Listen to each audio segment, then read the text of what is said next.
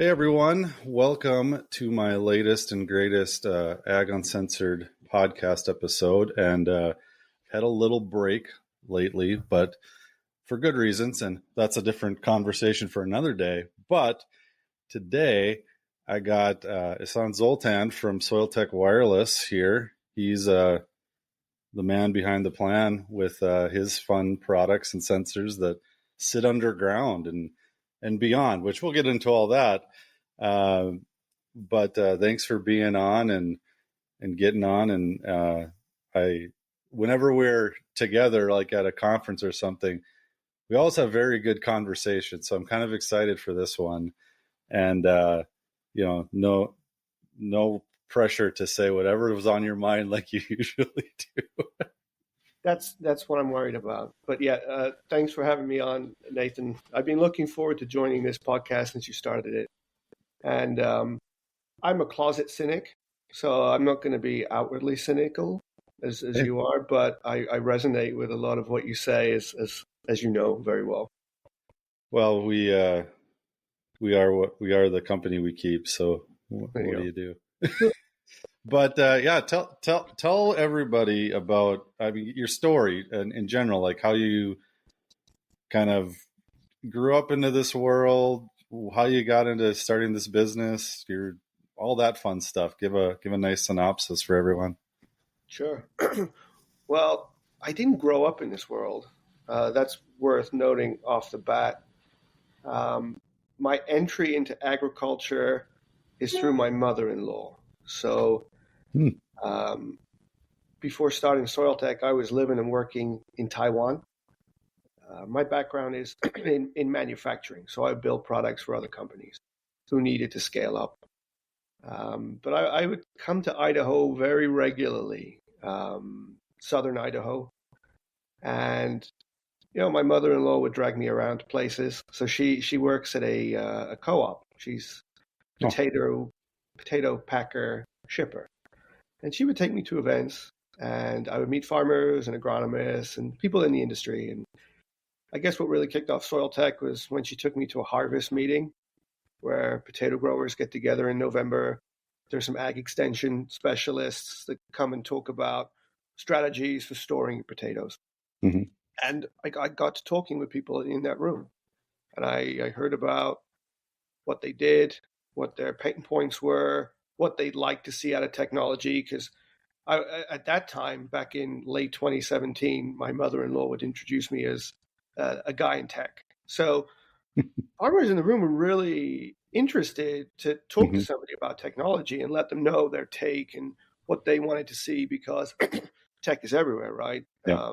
More so today than back then, but they wanted to leverage something to help them. They were always looking for that edge. And so, yeah, I listened to the growers and I heard about kind of how they were managing their day-to-day operations. And from that meeting, excuse me, what I took away was that there was an opportunity to provide remote sensing solutions for the soil.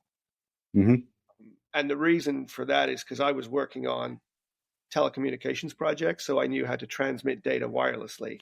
And I thought there's got to be a way to get it out of the soil. And so that's where it started. But I had no clue about how to grow a potato, what the challenges were that growers faced on a day-to-day basis. So I wasn't really comfortable just saying, hey, do this, guys. Yeah. But I knew that there was something there. So I moved from Taiwan to my mother-in-law's house. Right. That sounds like a challenge for any human being. Well, that's the stereotype. And No offense. Yeah. no, but I guess I'm lucky. So shout out to my mother-in-law. We have a great relationship. But yeah, I moved there and I just started going to this farmer's field every day. The one that expressed the most interest, the one that was the most tech savvy. Sure. And I visited his farm every day to understand how things work. And I just listened to him. And he said, I want the product to do this, this, this, and this. That's kind of the origin story of Soiltech. And it evolved from there, which I'm sure we'll get into throughout the conversation today. Well, that is an interesting way to grow up in the industry of ag on the tech side, at least. And I mean, I've heard kind of similar stories from a few others, but the one point of it is you didn't just say, oh, I'm just going to create this because it sounds cool or it seems novel. Like you're literally kind of breathing it in, observing what's around you, and then little things are clicking. And then even farmers are just like, hey, this is missing. This would be cool. Can we do things like this? And then it's like step by step. So it's like you're doing more of the methodical approach compared to not all, but some that have just kind of said, we're just going to build this because someone gave us money. Yeah, I guess ignorance is bliss. And it's better for me not to know anything and not to have preconceived notions, but just to be directed on what to do. That's a good point. That's where I fail because growing up in all this stuff and the tech side too, that's where my cynical side comes out. I'm like, I've seen that and it didn't work. You can't do that. Yeah. Or there's all these problems. Well, if you don't know the problems and you just kind of go into it, sometimes that's the best way to actually solve the problem by not having a past opinion on what it was or Well, is. it's funny you say that it won't work. And sometimes it's just all about timing. So Yes. there were sensors that had telemetry, but it was clunky and slow and expensive. And it just so happened that when I got introduced to these farmers, the right kind of cellular technology was emerging that allowed you to make a self-contained device. Mm-hmm. So again, it was a lot of timing being on my side. Well, they say timing is like 90% of everything when you create anything anyways. So the luck, I read this post the other day is, all these major billionaire players, they get their, they maybe got, I think, Elon Musk, for instance, I mean, his family owned like a emerald mine or whatever. So clearly there's money to some extent. And then, Bill Gates' mom was like in the board of Hewlett Packard and stuff like that. And they're like, hey, here's son, here's 200 grand back in the 80s or 70s. It's like, it's just like $2 million now. Yeah. But there's still a timing mechanism. You can have, I think that's maybe been one of the issues of some of the players that have came in say the last 10 years. It's not that their solutions are bad or not, they're not the right thing, is the timing is just not right. It just isn't. And it's not that, I mean, I knew that on the imagery side. I mean, heck, my dad created it in the 90s. It's like no one in a theory cared about that stuff then. And then we were building online mapping systems before people in rural areas had, internet really that could support much of what we were trying to sell. It was kind of crazy. But timing is, it's critical. And if you can hit the right timing, then that's when that hockey stick that everyone wants kind of happens or can happen. Yeah. There's something to be said about being last in sometimes. Yes. Yep. So just seeing all the the failures and through no fault of the entrepreneurs, just about timing, right? Yeah. So I hope that we're the last in, because if we are, that means we're the ones that are succeeding. Well, it's very possible, but I think also what you're doing is not like, it's almost got to the point where, and I suppose there's clearly something that we don't know that will probably come in and then wreck up the place to some extent. There always is, but not a lot of people are trying to really put something underground or under piles like you are doing, which I think is kind of interesting. Everyone, from my remote sensing background, it's been top down. It's like, hey, let's see what's above and beyond and go down. And then everyone stops like right at the soil surface. And very few want to dig deeper because it's complicated, because you have to literally and figuratively get in the dirt, and it's just harder to see and understand. So maybe talk through that a little bit on, I suppose, I mean, there's clearly benefits, but some of the challenges of just taking that approach, because that's hard stuff. Yeah, I mean, looking back, it's clear that the farmers we interact with want to by extension, see and touch the soil, right? Because Yeah. that's their lifeblood.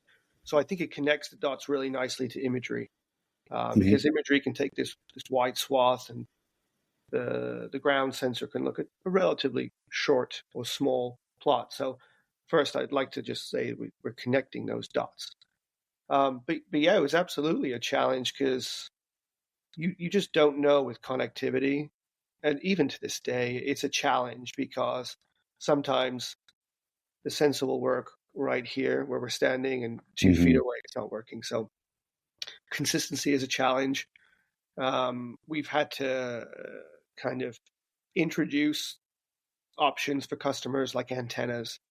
So when I first got into this, I didn't want to do that. I thought I want to Mm-hmm. be a purely self-contained device that's under the soil because I didn't want to inconvenience the customer more than Yeah. anything else.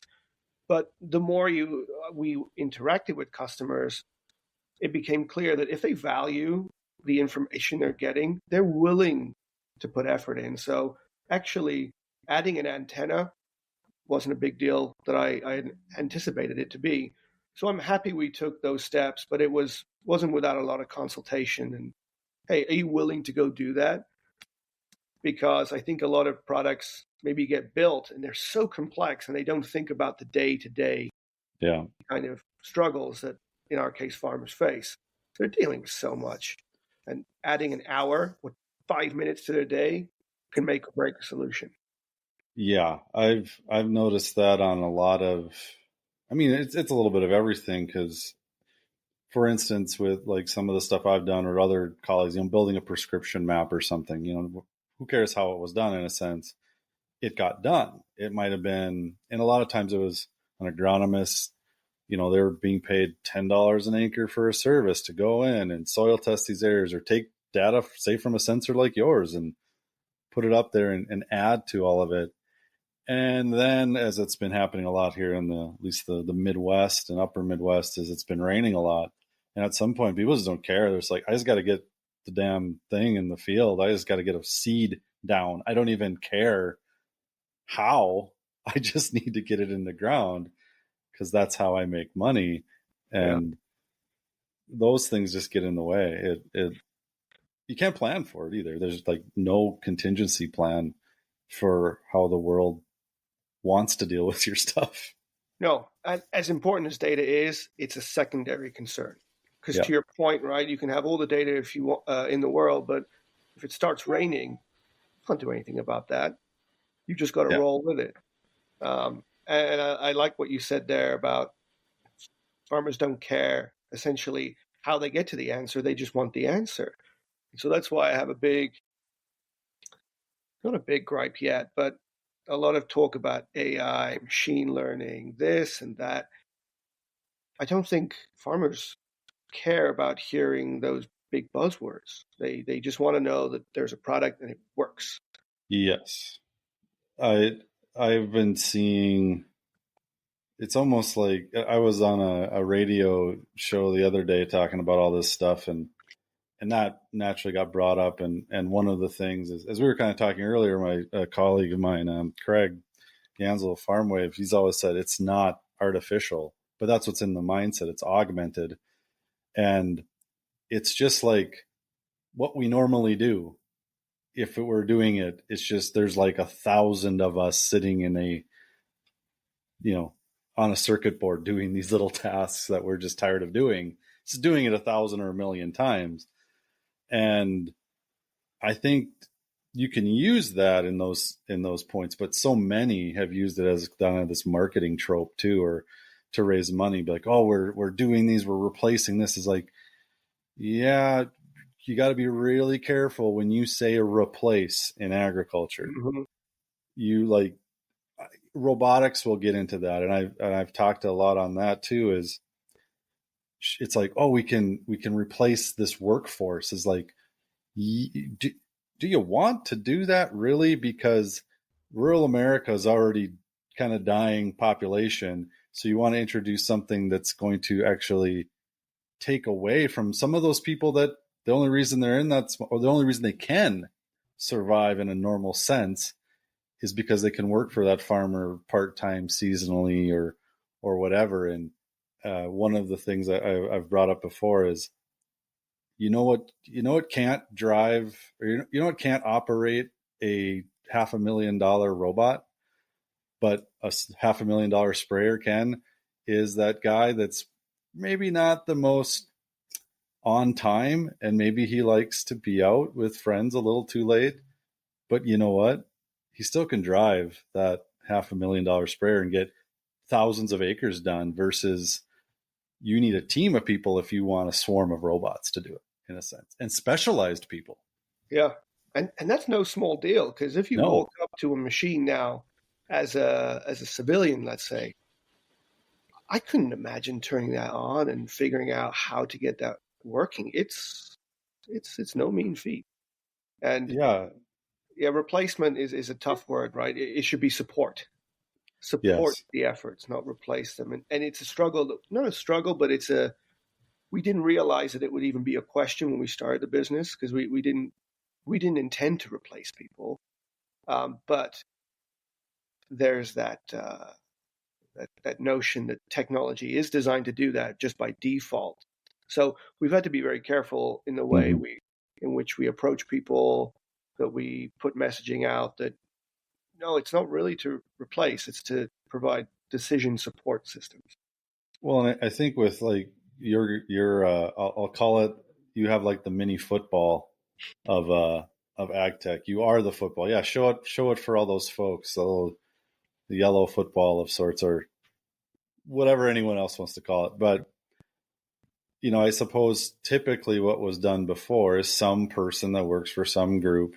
You talk about potatoes, so someone from Simplot or Offit Potatoes, whatever. It doesn't matter. They still want to take that temperature, that moisture setting, but they, for one, would have maybe a more complicated system, or they'd literally have to try to stick this giant probe manually into the center of a pile or something and take it that way. And it's not that you're replacing that person, you're just replacing the medial task that is taking them away from a task that they can do that's more valuable. 100%. We're making, I hope, people more efficient. And instead of having to spend the time to go out there, drive out there, pick this up, read that, they can interpret the data and they can utilize it for tasks that they need to do. So yeah, absolutely. It's to save people time. Well, and I think another part to it that people, I mean, scientists will talk about it, from any sensor, they want consistency from all sensors so that you can compile data right. When you have some of those external, say, people doing some of that detecting, soil testing is bad for this, not because of anyone's fault, it's just how it kind of is consistency in how that reading is done and where that can cause almost more problems than taking the measurement itself. Because if you don't have that baseline consistency, and that's what something you guys can kind of do, and others, that's the thing to strive for. Yeah, because we're in the same spot throughout the whole year. Yeah. But then there's the challenge of over engineering versus delivering what's practically usable. So I think we err on the side of what's practically usable. We know that there are researchers that demand and require millimeter precision, but then for the most part, for people who are out there in the heat of the battle, they're looking at trends, they're looking at ranges to help them make decisions. Is it wet or dry? Is it hot or cold? Yeah. Not is it 91 or 92? Well, and that's something I think has got caught a lot in the, call it the ag tech world of things, is internally there's been this demand for it needs to be 100% accurate. It has to be this, and then everything has to match and flow it. And I've seen that overdone on so many things. Drones are a great example. It's like we can see soil particles or the exact plant, and like right as it emerges. And to me, I'm like, cool, but who can do anything with that data? There's a very few select people, and those are probably like plant scientists, in a small plot, that sure they can do something, but a farmer, even if you have the tools to do all that, like then you get costs, you get logistic issues, you get all these other things. And it's the saying from Jurassic Park: just because we thought we could doesn't mean we should have, or whatever. When they invented dinosaurs again, we have to be careful we don't do that.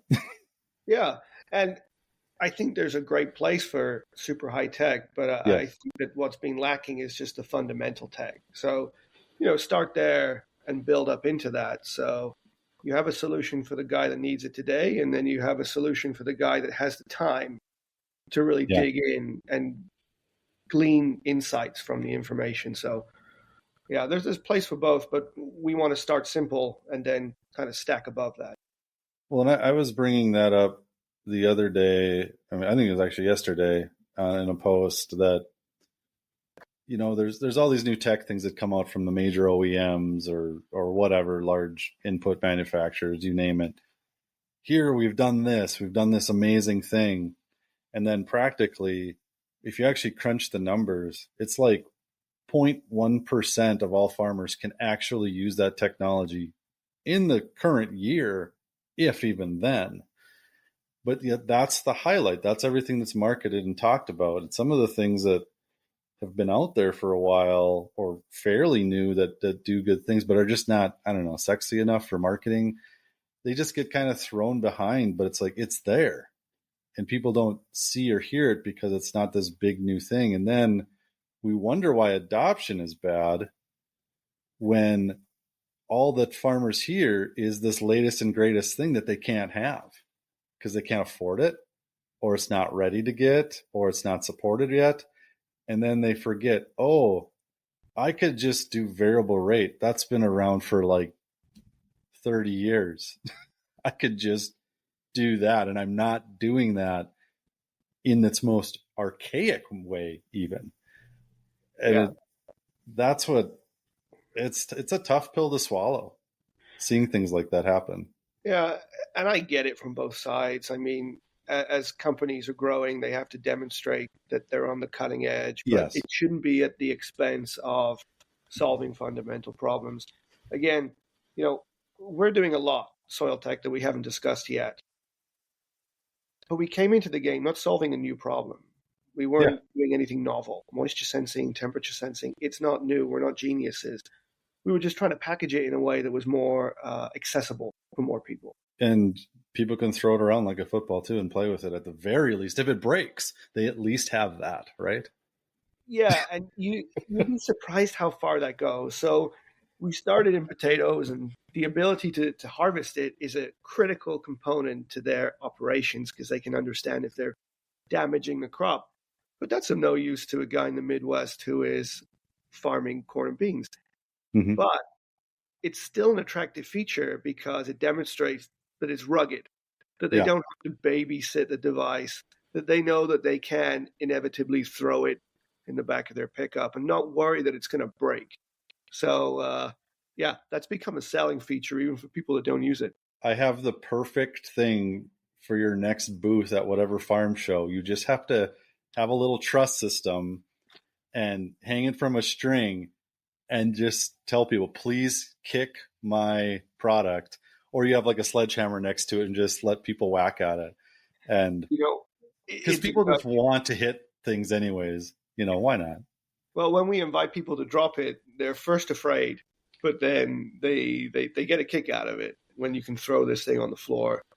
It depends what show you're at, because if you go to some farm shows, it's carpeted, some not. Yeah. And if you drop it on the concrete, it scares some people. You should just say toddler proof. Like that should be enough. Knowing what mine does. I gave it to an agronomist, I think last year or the year before, and he said, I'm going to do the toddler test. I'm just going to give it to my 4-year-old and see if he can break it. Mm-hmm. Thankfully, he didn't. But yeah, toddler test is tried and true. So, with what you're doing, what you mentioned a little bit before, like what else are you doing that you haven't talked? Like there's no shortage of things you can kind of do with what you're doing in different. I mean, it's not even different. Let's maybe get out of ag, even like other things. That's maybe a whole different conversation. But what else are you applying this to? Because there's a lot to see in the ground that we don't see. It's everywhere. I know. So outside of ag, we've been approached by a number of different people. So one company was looking at monitoring soil temperature around a battery producing facility that's at risk of fire. We were approached by government contractors who wanted to use it. Um, they didn't really specify what for, but they said, are you open to discussions outside of agriculture? I said, absolutely, I am. Where are we going with this conversation? So we haven't taken it far yet, but that came up. Mining came up.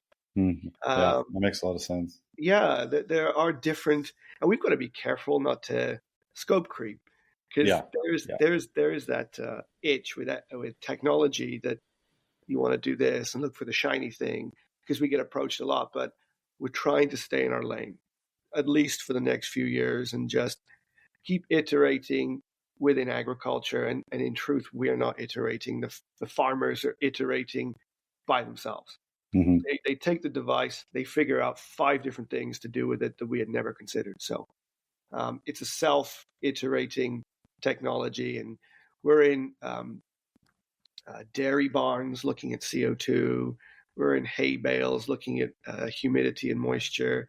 We're in windrows helping customers decide when to bale hay. We've added a wind speed indicator, a rain gauge. So we're adding deliberately. When a customer says, "I'd love to not walk out to my rain market, can you add this?" and I don't want to spend $2,000. Sure. When there's that demand and they have a very clear intended outcome, we'll jump on it. We'll help build something. Well, that's a good point, because, talking earlier too, is so many have kind of gotten ahead, because you can it's so easy to sit in a room, and I'm guilty of this too. Countless times I've sat down, with my dad or on a trip somewhere or whatever, and my old man and how we can get, there's been a few conversations you've been unfortunately part of on the side. I'll be the ideal one. I'll just spit all these things. We should do this and this and this. And he's like, no, you can't do it that way. But then he'll come up with some crazy idea and be like, no, that is ridiculous. And it's so easy in ag to do that, sit at a table or whatever, and just come up with ideas on what it could be, because there's so many niche areas and different things within it. There's just no shortage of it. But it gets you in trouble really fast if you're not careful. Well, we're living that firsthand as we expand and start getting into different crops, different parts of the country, different categories of customer. Like, farming is just so vast. I don't think people who pick up a potato at the grocery store truly grasp how vast agriculture is. Yeah. Even if you want to stick with one crop, how you grow a potato here in Idaho is different from Wisconsin, California, Prince Edward Island. So, it's really tough. And the unfortunate thing is we need to actually provide tailored solutions, because, what one software helps out with for a potato grower in Idaho won't help that guy in Wisconsin. So, that's a real struggle, I think, in tech. Well, and we've seen that. There's been, on the software side, which I've been more a part of, there's a bunch of them that's like, here, add your field and we can do all these things for you, all these analytics. And even there was an announcement today of a group that kind of folded after raising money, because they were saying, oh, we can remote sense all these crops and tell groups how it's all growing and yield predictions and all this. And I'm like, no, you can't, because to your point, how you grow something, say here where I'm at in North Dakota, which there's sugar beets here, and you deal in that. Those sugar beets are totally different. They're differently grown in Europe or in Nebraska or in Michigan.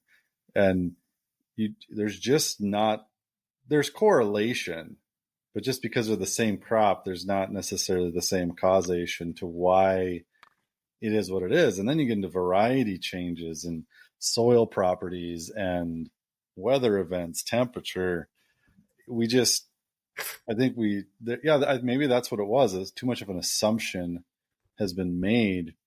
trying to solve macro problems that are impossible to solve. They just can't be done in our current level of tech. Maybe once the robots take over, I don't know. Yeah, I really don't know what the solution is there, but I think it's important just to start small, because if you try to solve everybody's problem, you're really solving nobody's problem.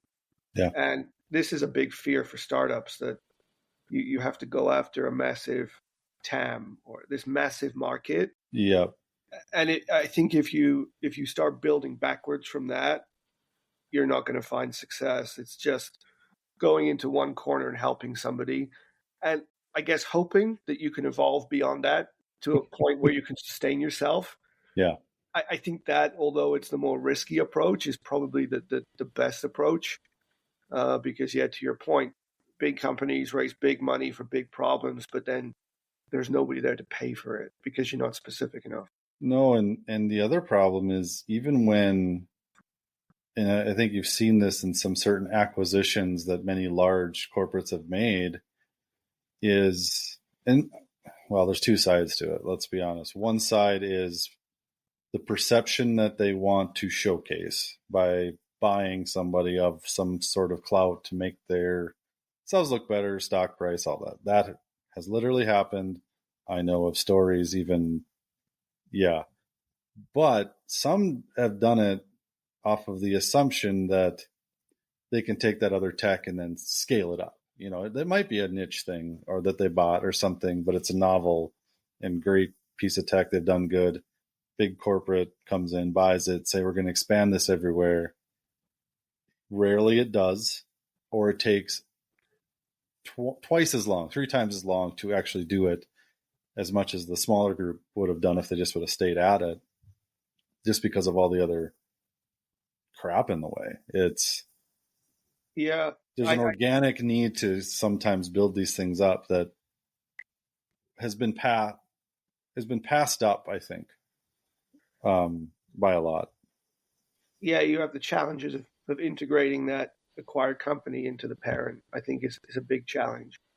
But the hopes are that, maybe now, um, these bigger companies take more time to assess the ones that they want to buy, so that when they do acquire them, that scaling up is feasible, because Yes. that's one of the only ways to get adoption, right? For us as a company, we start selling to farmers, then we scale a little bit by developing channel relationships, resellers, but then in a lot of cases, the next level up is being integrated into a large company, so you have economies of scale. And I think it's possible. I just think it needs a very slow, getting to know you approach, like a courting, to be effective. I do think it's possible, and I've seen it happen. And what I really hope now is that there's this resetting that's happening in ag tech, so these massive valuations are kind of falling to the wayside, which I think is great. I'm really happy for the founders who got that massive payout check. Kudos to them. I want one to do at some point in my life. Good for you, you son of a bitch. You made it in this world. But the problem is, it really hurt the newcomers, because there's these outsized expectations. There's this itch to have these big valuations, and you can never grow into them. So, for all the struggles that we faced as founders that still exist, it's for the better.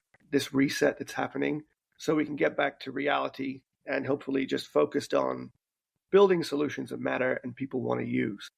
Well, and I think it's good too clearly, when I put my head back, I'll say 12, 13, 14 years before really anyone thought putting money into technology and ag, beyond a few things. Those days you just had to think differently. And then investors came in, they're like, hey, we can do all these things. And some, to your point, you could call it timing, successful, lucky, whatever, got their big checks. And then it kind of brought all these other people in and like, oh, we could get our big check. And, that's how everything follows in this world. Look at sports gambling to racing and anything. It's just that's how we're wired that way. We can't stop that. But all we can do is learn from it. And I'm hoping that's what investors are doing. And I think they're doing. I've been hearing that more and more. When we were at the World Agritech in San Francisco, I saw that more. It's like there was a lot of people wanting to invest in ag there. They're just like, all right, let's just rethink. They're asking questions that I never heard them ask. Way more practical questions. Yes. And even some, they were setting more rules to how you approach them. And I think some just were like, it used to be a free for all. I mean, you've experienced it in your own kind of financial needs. Is they're starting to get smarter around this too. And you need those people to be more engaged in how the industry works instead of just expecting it to work like other industries. We've had problems with that as of late, but resetting. Yeah, I think that for the investors who are now today investing in agriculture, they've probably done a lot more background on cyclicality of the industry and how things are slower, and how even if you're selling a SaaS product into agriculture, it's not going to scale up as a SaaS product in any other industry might. So yeah, I kudos to the investors that are here now, because they are really cognizant of what it takes to be successful. I think in agriculture, and it's a little bit more time. It's not putting money in today and expecting this crazy outcome tomorrow. It's okay, we have to make sure we are delivering value to the farmers, that they are coming back year after year, because you can sell something today, but if they don't come back next year and want to use it again, you failed, even though you made a sale. What investors need to really think of that's different about ag is, call it in the normal world. I've got this wonderful mop that I saw that I used to mop my kitchen. I've forgotten the brand name. I don't know where I found it. I'm sure there's some email, something broke on it, whatever. It's been good, but I'll just replace it with something else that is somewhere else that's similar like it. In ag, we don't really do that as much. If it works, it makes us money, and we're used to it, it stays. It stays in the brain. It stays on the farm. Your son's going to know about daughters, grandchildren. I mean, you look at brand like John Deere and Pioneer Seed, like there are signs in the shop, and those have never came down. And I have one in our old shop. I'm never there anymore, but it's an old sunflower seed thing and brand, and I don't even think they exist anymore, but I'll never forget it. The stickiness in ag is so much longer term, and we got to think of it in that way. We're not selling a product for now. We're selling a product for generations. Yeah. We got to do it right. Yeah, I couldn't agree more. And I think you rarely get a second chance in agriculture, because most people who buy your product are not corporates. They're farmers who are taking money out of their own pocketbooks with the hopes that it'll help them. And if you don't, they're not going to come back to you again. And and we're trying to mitigate risk at the end of the day. Yep. We're creating tools that mitigate risk. And we're not trying to create tools that are shiny and cool, that look the best, that even, in some cases, operate optimally the way you want it to do. It has to mitigate some form of risk in the mindset of the farmer. And whether not someone else, like a service provider that wants to use your tech or some other group, it's the same for them. They're just trying to mitigate risk downtrodden to them, the ones who grow it. It's this line straight down to the ground, which clearly you guys are getting to the ground. You're at the ground level. Look at you. You should use that in marketing. We're subsurface. Subsurface. Yeah. Even better. Yeah. And we fell foul to this in our early stages, where we had the opportunity to speak to this big customer, but we weren't ready, and we shouldn't have. And thankfully, we haven't burnt many bridges in our company's short history, but we might have lost an opportunity that if we went back out to the same person today with what we know and what we have, we'd have a much better chance of success. So I think it's important to pick your battles and to time your battles as well. That is something I've been slowly learning over time when it comes to more of my world in remote sensing. It's like, oh, sometimes I want to go I know. Can't go help yourself. big or go off on something. I'm like, oh, what does that do? It doesn't. I'm not ready for that. Or we did that a lot in the past. We're like, okay, theoretically we could do this because we have the general knowledge of the process, but the process to actually get that product to the scale and mass that you know is possible for a client to actually, for them to understand it. That's just a different thing. That has nothing to do with the product at all. That has to do with your capabilities to manage corporate expectations. Yeah, because it's different. They're not just concerned about what's happening on the ground. They have to think about what's happening at the executive level and all the reporting requirements that they have. And it's funny, with bigger companies, they're slow, slow, slow, and then it's boom. You got to be ready to do everything. And I think startups, you got to be really careful because you can. What's the phrase? Bite the hand that feeds you. It won't work out. So again, this goes back to the slow development, having investors who understand that sometimes you have to say no before you say yes. Yeah. In order to have the best chance of long-term success and have that sunflower sign in your shop for 30 years. Hey, for how long your things are supposed to last, it might just be the older versions for sure. Just become a nice paperweight, in the office. Oh yeah, we've chew toy for the dog. we've got a few of those out there. Some that have been kind of ripped up and disked, and funnily enough, the electronics still work for the most part, but they've got a big gash in them, so people set them aside. We have a few trophies actually. Hey, we've got in the office. That's good. You should put those on social media just to say, tell that story. But speaking of that, are they getting smaller? Are you making smaller ones? I'm assuming that you're trying to. That's kind of part of the goal, but sometimes not, I suppose. You don't want it too small where you can't find the damn thing. Yeah, well, let's start with sometimes not, because when we were building the product, I asked that question to the farmers. How small should we make it? And they said, don't make it too small because we won't find it. And it won't be robust enough to withstand everything we're going to do to it. Mm-hmm. So there is an element of you don't want to make it too small.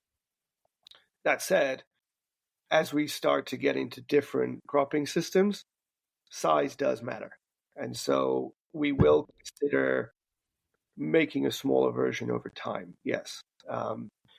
We're trying to be efficient with our development, so we don't want to have 15 different SKUs. So for now, we have one, and we add different sensors onto it. But I think over time, once we have the resources, we would certainly look to something a little bit smaller for those who need it, and maybe for residential applications. So we talked about things that have been on the radar. A lot of people want these residential applications. We are fighting the urge. There are a whole lot of farmers that still need us and still need our products. So we'll deal with those first. I've been having some of those similar mental challenges with my little side hustle of Boundary. It's like, okay, I know ag, I know people that want cool things like that. Oh, but geez, 85% of the world lives in cities, and there's just more of them. I should maybe try, but it's almost maybe you need to pick if you do go that route, you need to pick a niche within the larger public. I would think, now this is just a crazy idea. You can tell me I'm crazy, but I cannot not have thought about it. I would think cemeteries would maybe enjoy some of your tech to some extent. How better to find your loved one? I have never, ever thought about that. And I can't believe that I haven't until this day, Nathan. Just say there's something wrong with me, maybe, to think that No, process. nothing on air. Yeah, there's a nice niche there. I guess you could go try golf courses first, though. I think that might be a better. Yeah, stepping stone Yeah, towards the tombstone. Yeah. yeah. Yeah, we have been in golf courses, actually. That's a selfish goal of mine, to be in more golf courses. Well, you got to test the sensor on every hole, right? You do. That's what they said. You have in multiple rounds. You have to have immense testing Oh, yeah. at a golf course, I like would no think, other place.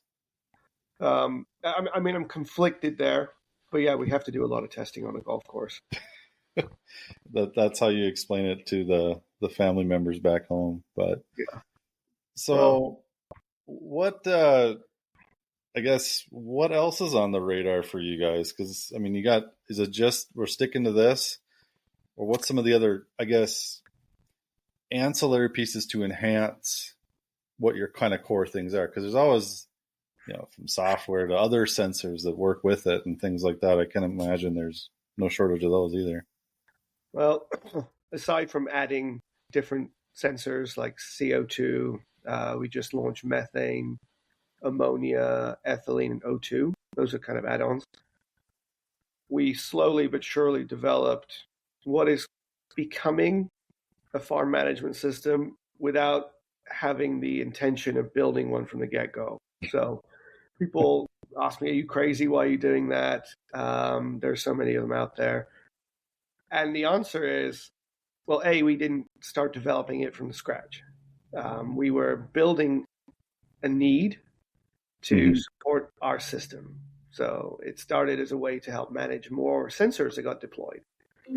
But then what we learned was that a lot of systems, and this goes back to the how big ag is, a lot of software systems that were out there were really great, but there were farmers like strawberry farmers, potato farmers, beet farmers, kind of bending the way in which they farm to fit into a software system that wasn't built for their crop. So what we're doing is focusing on kind of some of the underserved crops. So we're building features to allow those farmers and agronomists to capture information that's very specific to what they do with their cropping systems, whether from scouting, rec writing, irrigation management. So that's kind of the big launch for Soiltech this year. And I always put the caveat that we didn't try to disrupt farm management. We just kept adding stuff because farmers displayed and expressed a need. Well, yeah, building and dealing with multiple softwares, I can tell you for sure.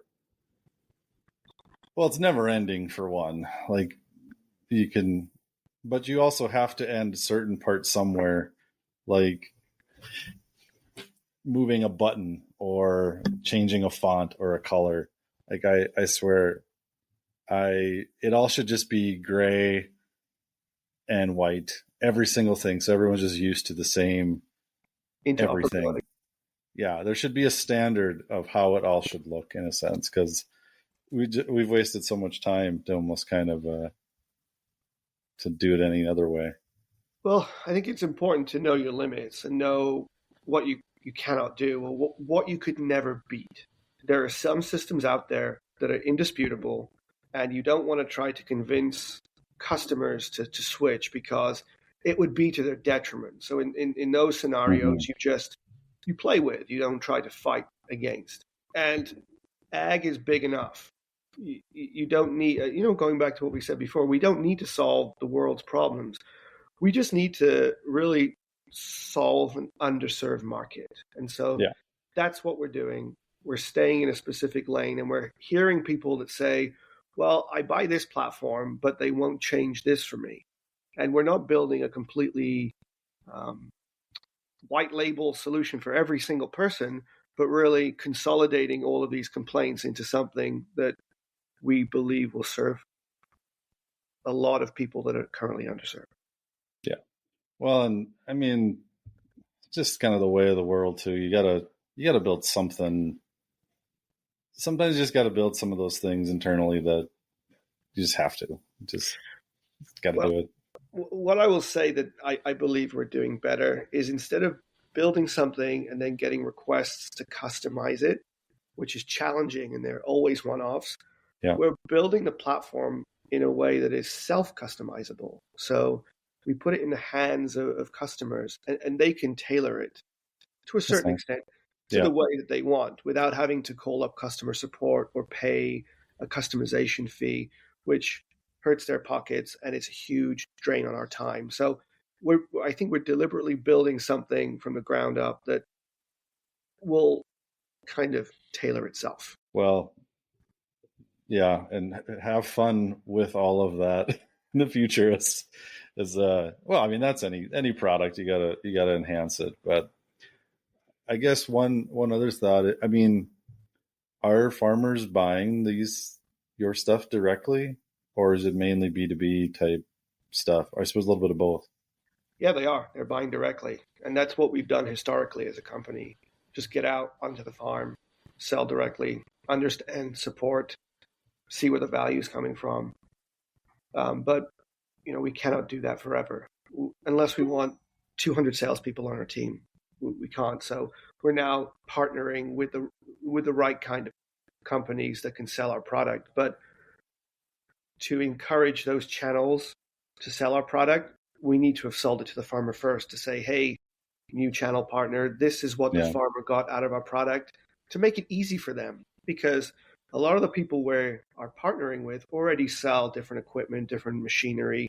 They've got 50 other things on their shelf. So we have to really make it easy for them Mm-hmm. to get out and sell our product so that it's top of mind and not just something that we sign an agreement to do and a year down the road there was no traction. It's ultimately all on us as a company to enable people to sell it. Well, and I think it's been easy. Like we were talking a little bit, before the recording, and maybe it's a good time to dive into that. From setting up dealers to sell your own stuff, or even selling it yourself, it's almost less about, and maybe talk about some of the challenges but not all dealers can necessarily sell ag tech products in any form or fashion anyways. Because I mean, I drive around and I look at, you go to any machinery dealer place, and sometimes they're just filled with equipment everywhere that you can see physically and touch. Well, ag tech stuff it's more of an intangible asset. It doesn't really work that way.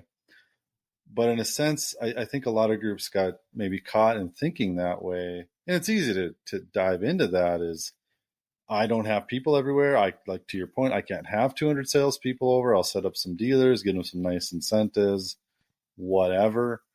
But then it just kind of sits on the shelf. And I mean, I've seen that at dealer lots. That's common, but it's a different type of product. We can't be in the tech side.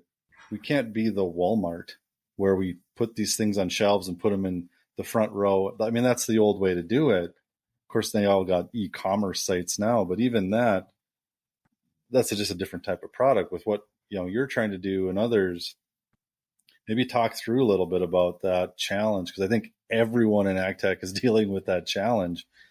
Is we can't and maybe that's part of the OEM problem, and the large corporates, they even have that. They're like, we don't want to buy these things because we don't even know how our dealers could sell them unless it comes stock with the brand newest, best machine out there. It's like, how do we even do that? But yeah, talk through that challenge that you've had on that. Yeah. It comes down to picking the right partner, because we've fallen foul in the past of signing an agreement, great, but then there's no traction because that dealer has 50 other things to sell. Iron that costs $100,000. So tech becomes not the top priority for them. So it's just like I was saying before, it falls on the tech company to be an extension of those dealers, to really hold their hands, to really encourage them, equip them, enable them to sell the product. It's not going to sell itself.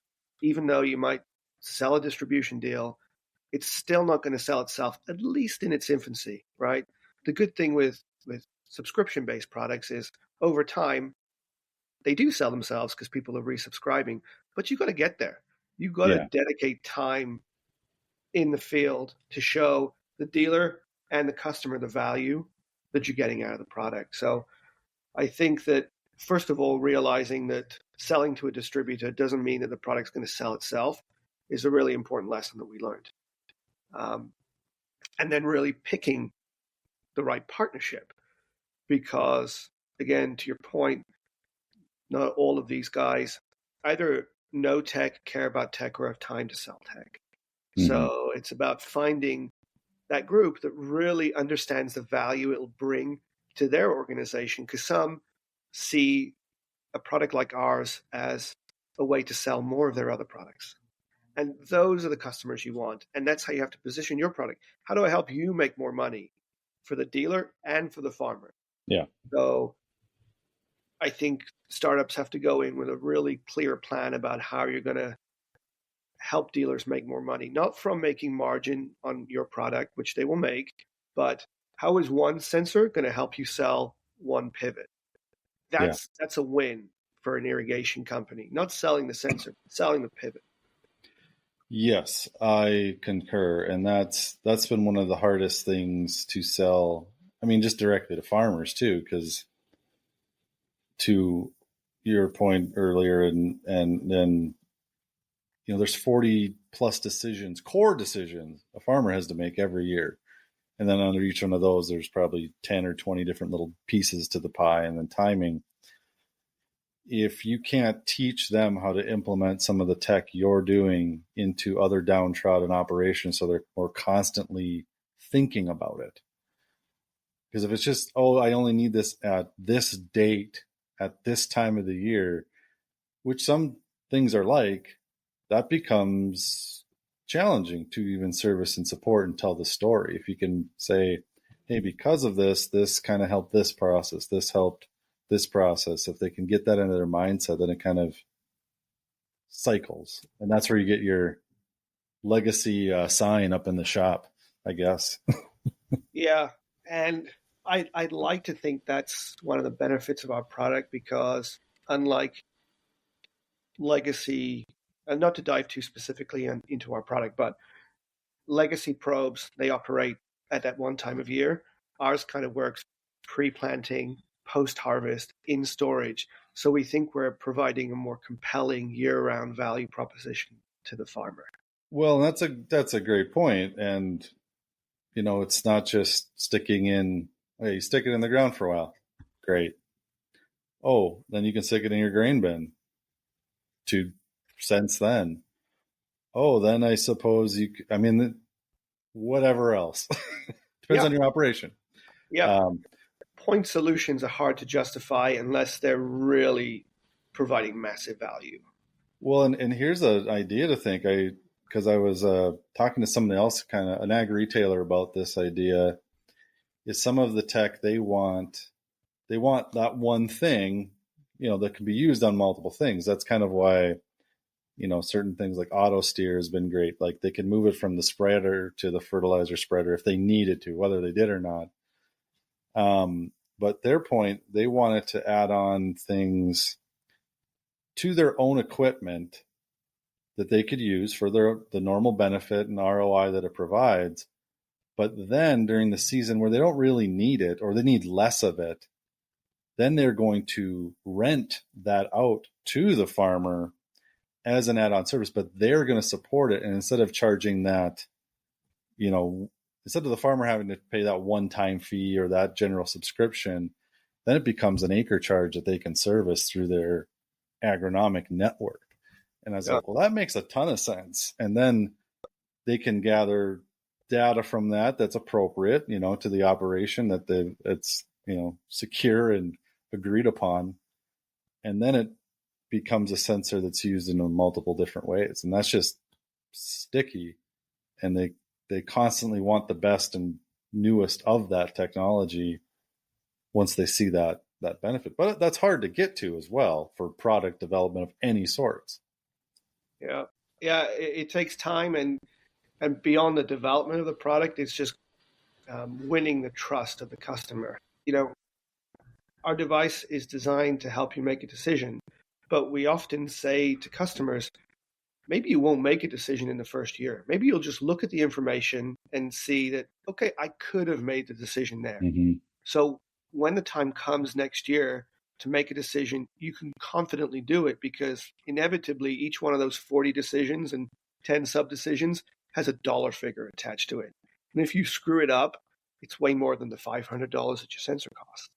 It's $50 an acre, Oh, well, and that's what's so tough. As anything on the data side or something that creates data on sensors is it's so weird. And I there was a conversation, I think, on Twitter the other day about this, or X, if you want to be professional or whatever. Um, it was, and maybe I think I added to it, or someone I knew did, but it was, for that, if you can find that efficiency, you might find a farmer that says, like, I want this, I'm going to use it the way it's needed, and it makes sense, and it worked for me. And then he's telling his friend, and instead, they maybe the farmer that used that tech maybe gained 5% in efficiency doing whatever, or saving 5%, or making 5% more, whatever. But then someone else will be like, I'd rather spend $500,000 on a new combine to get that 5%, not $1,000 on a sensor or a software or something like that, even if it's $10,000. And then it kind of kills you a little bit. It drives you a little insane. Yeah. We've talked about this internally. We watch the decision-making cycles of some people, and spending $500,000 on a combine is nothing. But then sometimes spending $500 on a sensor will take weeks. And so Mm-hmm. I think there's a lot of psychology involved in that. Farmers have been missold products for many years.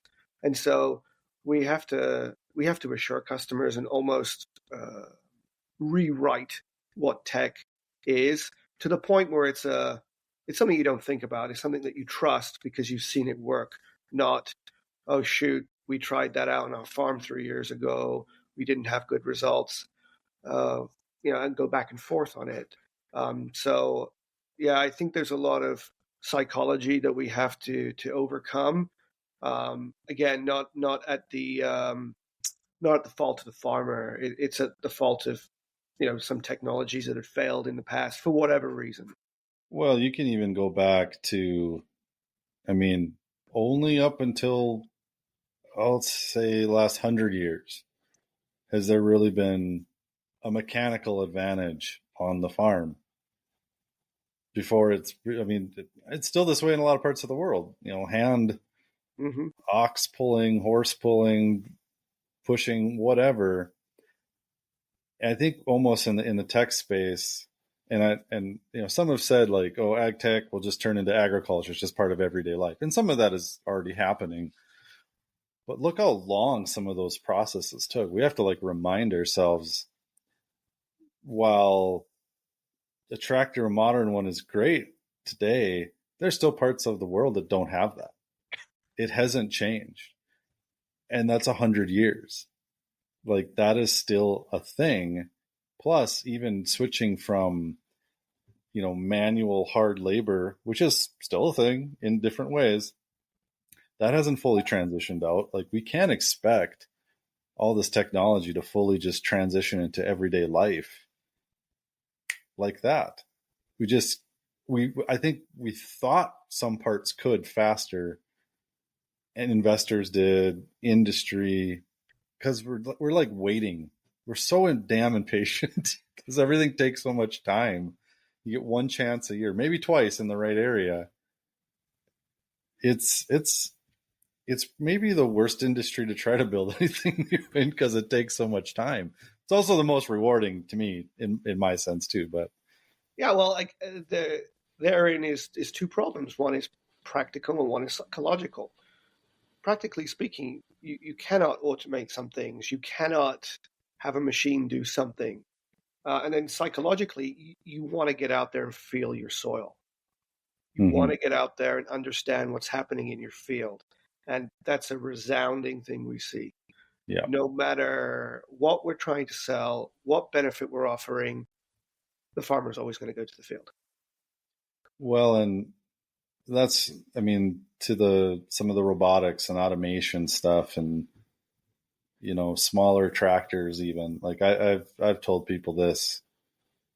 While it's all cool that is a thing, but I don't know if I've met a farmer that's like, I don't want a bigger, more powerful tractor.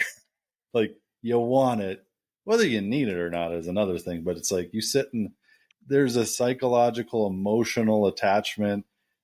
It doesn't go away, and it still can be efficient. It just small doesn't, and efficient doesn't also mean practical either, because emotionally, I want to touch it. I want to be in the cab. I want to get out of the house. I want to get out of the shop. I want to sit and let the tractor and the stuff in it just do the stuff. And from the data that comes in, I want that stuff to be automated, but I still want to just sit in here and enjoy the fruits of my labor. For sure. You want to be out there in the action. And there's also some things that machines cannot see.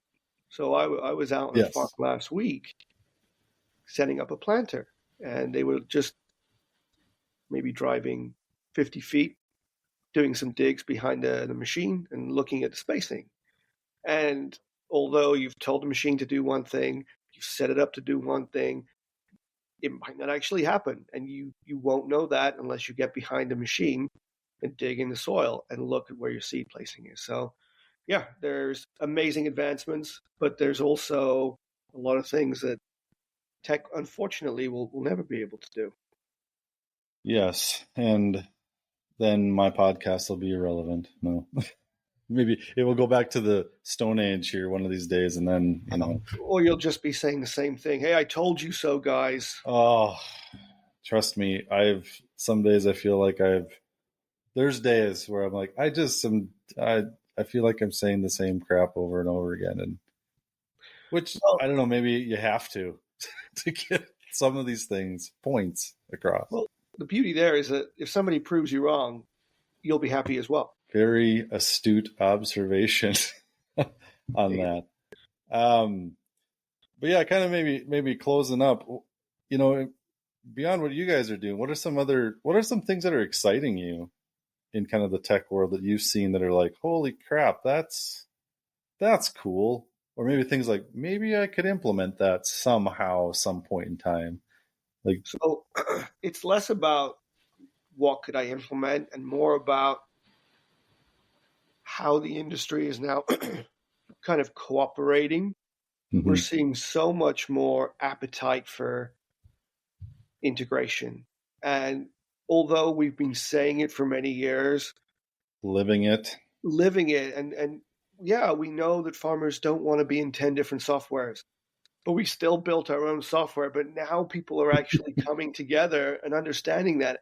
I mean, even for us, right? That green machine behind you, I've dived into John Deere Ops. It's fantastic, right? If you're using it to its full extent, it's a remarkable product. And we just know we're never going to be able to beat some of those things. So let's figure out how we can complement them. And so it's a realization from the startups just as much as the big companies. But I think that that's a product of a lot of companies falling away. There being less of us. True. And knowing that we have to all get along. And that's what's exciting me. Well, and I started seeing, it was like almost a night and day switch, I feel. I want to say it was like 2017 or so, where all of a sudden the talk went from everyone was kind of sitting on their islands because like no one just wanted to work together because of multiple different reasons. Some of it was just technically they didn't know how to. They just like, I don't know how to do this. And then things just like all of a sudden changed to be like, now we all need to connect to each other. But to the points of like everything else is that's really, really hard in ag. And being involved in some of the standards and the procedures of doing that, like everyone wants it. Yeah. Doing it is a whole different thing, because even implementing other people's APIs, what some forget, and I've had to explain this deep down to a lot too, is not all APIs are created equal to connect to another group. This one might be pretty straightforward. Oh, here's data, here it is, boom, whatever. Some have more security to that. Some want more, transactional pieces. Some cost money to connect to because they feel they can charge for it. Some are like, hey, take it for whatever it is, but then that can look deemed as not as valuable. Some take a year. Some take a team of 5 programmers to put together. Like, I've been almost trying to think, is there a way to better explain the process of what that takes for others? Because it sucks. It really sucks. It's a timely comment because we're doing a lot of integrations concurrently, and yeah, to your point, they're not all the same, and it's not really, well, it's not just about the technological barriers. It's the business ones, and that's Yes. typically what holds things up greatest. Yes. It definitely does. So that's where I think the struggles are smoothing. I see. 1 second, sorry. I see those struggles smoothing. Well, and what I've also found too is there's 2 sides to the coin. If you want someone else to integrate your stuff, or vice versa, because you also need, I mean, the business stuff's got to make sense, price wise, or your own internal costs of integrating it, whatever. The general agreement, marketing, even co-marketing, whatever, joint venture. But then you also need like that internal champion on both sides that's technical, that's like, oh, we're doing it. Like, we're getting it done. We want this to happen. Because I've seen a lot is if you don't have both of those, like the business champion and then the technical champion, it doesn't even matter. It could be the same person. It doesn't matter, small or big. Things can't work. And that needs to be almost figured out first before you even decide what the hell you're trying to integrate. It's like, who is your person that does this? Yeah. Are they even available to do it? That's the champion piece is so important, not just for the API discussion, but for anything, for any sale you're trying to make into an organization. And the champion varies so drastically in different companies. It could be the farmhand that needs to be your champion because he's getting out there and putting the technology into the ground, or it could be the CEO because he's signing off on the checks. So figuring out that, I think, is really important, very broadly. And in agriculture, I think you have to go to the ground just as much as you have to go to the boardroom. Maybe that's a new role that people can throw out there in the job world. Be like, because everyone knows. Be like, all right, our API champion is this man, and give him a trophy or something. And the guy that signs, I mean, you kind of do it, but then there's always like I feel like there's always this guy or gal in the woodwork behind the scenes. It's like, oh, it didn't work because that person didn't know it was happening or wasn't involved, especially in larger organizations. I've noticed that a lot of times, for whatever reason. It's like, oh, sorry, it didn't work because that person wasn't here. Yeah, we've encountered that for sure. Or like, yeah, that person was let go. I was like, ooh, we should probably get him back. That's when we get with great progress, and then unfortunately that person has moved on. So yeah, all that work just gone. It's probably because they were the champion of everything and we got overwhelmed. That can happen. Possible. That's well. Possible. But no, I to that point, that's things got to get solved, and some of the standardized things. I mean, with your data, is that much of an issue? Because I mean, temperature, things of that, are pretty standard numerical things. Is there anything in your world of that is maybe challenging on the standard side? So the sensing data is pretty standard, but as our management system evolves and we're starting to deal with different uh, importing different file types, KMLs, KMZs, different structures. Every system has a different way of doing things. And so, yeah, we face those challenges, but they're typically easy to resolve as long as we have the source file. We can see how it's set up, Yeah. then we can kind of update our system to ingest it in that way. But thankfully, we don't have the complexity that machines have. That's a different beast. Yeah. Yeah. Some of the things there get a little wild. And then security, the whole right to repair stuff, that throws a whole different trigger into it. So there's something to be said for being simple. So I'm very happy that we're simple. Yes. I think that I almost think it's why what's definitely happening with farmers is as the equipment is getting more complicated, especially anything that's bringing power to the ground from combine, sprayer, tractor, whatever. A lot of guys are just tired of it. They're like, can it be new, but built like it was in 1992? That's what I want. And I've even been that way on a vehicle. Like my pickup's got all these cool things. I'm like, I just want a newer version of the pickup I had in high school. Like it's just what I want. And maybe that's a way to think of even on the tech space. And I almost think you're kind of doing it unnaturally.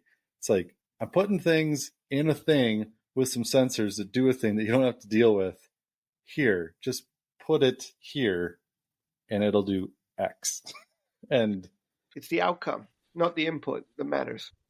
Yeah, and maybe that's what tech needs to do a little better is just clearly we've overcomplicated certain aspects of it, but it's also complicated. So Yep.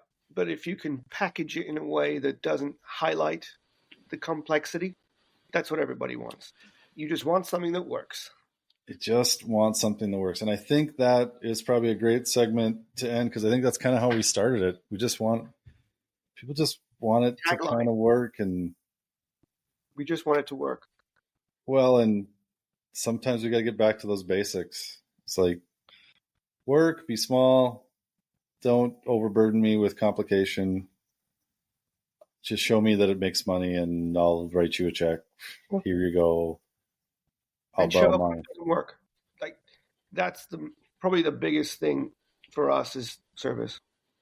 Yeah. People don't care when things don't work. They just care about how you deal with the bad situations. So yeah, we're very sensitive on that. Well, service, and it's not about sales is not as important as we all think it is in the ag tech world or ag in general. It's that support, customer success, whatever you want to call it, multiple words. Someone can call and have a conversation with and feel better after they started the call. It doesn't have to be that hard. It's a good skill to have, though. Yes. Yeah, I'm meaning to ask, when are you going to have Lanny write an intro for your podcast? I now, after yesterday, have an idea on that. So you'll have to tune in later. I'll maybe tell you after this year, so we'll see. I knew it was coming. That would be interesting, but it could kind of like maybe I'll turn into like a late night show where you have Ed McMahon kind of, and I'll be the Johnny Carson. That's maybe over the head for some of my listeners that are younger. Like, I barely even remember some of that crap. So, are you going to be around next week at the Cultivate Conference in Fargo? I will. Are you going to be there? I'm going to be there. Well, golly gee, we could have done this in person. I know we were toying around doing that, but I just booked my flight yesterday, and I'm looking forward to it. Well, I haven't booked my time there because my time involves leaving my house and driving to town and telling my wife I won't be home as early as I usually am. So now I'm really getting off on the podcast here, but yeah. Sorry to the listeners. No, yeah, I will, if you're coming to Fargo, I live nearby, so come hither and I will give you a grand old time. Very good. So, but anyways, for this episode, Ehsan, thanks for getting on, and started a little delayed, but we got going. And we'll see you next week. And for all those out there, thanks for listening again, and keep on tuning in. I'm always changing things, so just stay tuned for my wild antics, I guess. And I got more coming, so we'll see you next time. Thanks. Thank you.